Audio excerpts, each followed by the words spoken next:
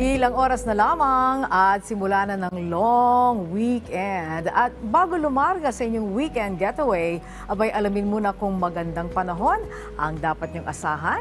Ihatid sa atin yan ni Pag-asa Weather Specialist Ana Cloren. Magandang tanghali po sa ating lahat. Update po tayo sa magiging lagay na ating panahon na kung saan ay easterly yung prevailing na weather system, lalo na po sa may silang bahagi ng Visayas at Mindanao.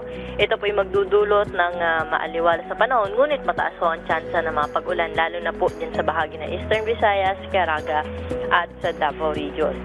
Dito naman ho sa atin sa Metro Manila, pati na rin sa ibang bahagi pa ng ating bansa ay generally maaliwalas pa rin po yung panahon, pero maging handa pa rin dahil mataas yung chance rin ng mga thunderstorm, panandalian po sa pag-ulan, dala ng localized thunderstorm, lalo na po ngayong hapon hanggang mamayang gabi.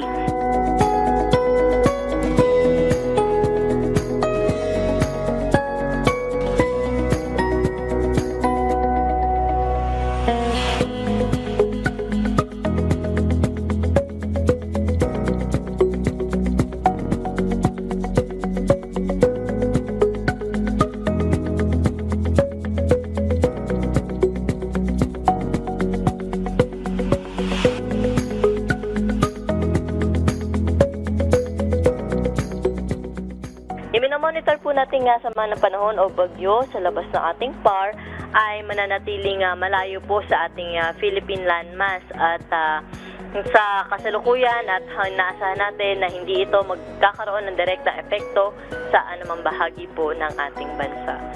Yan po yung latest dito sa Weather Forecasting Center. Ito po si Ana Cloren. Magandang tanghali po. Maraming salamat, Pag-asa Weather Specialist Ana Cloren. Paalala muli sa ating mga kababayan para maging ligtas sa lahat ng pagkakataon mula sa epekto ng pabago-bagong panahon, ugaliing tumutok dito lamang sa PTV Info Weather.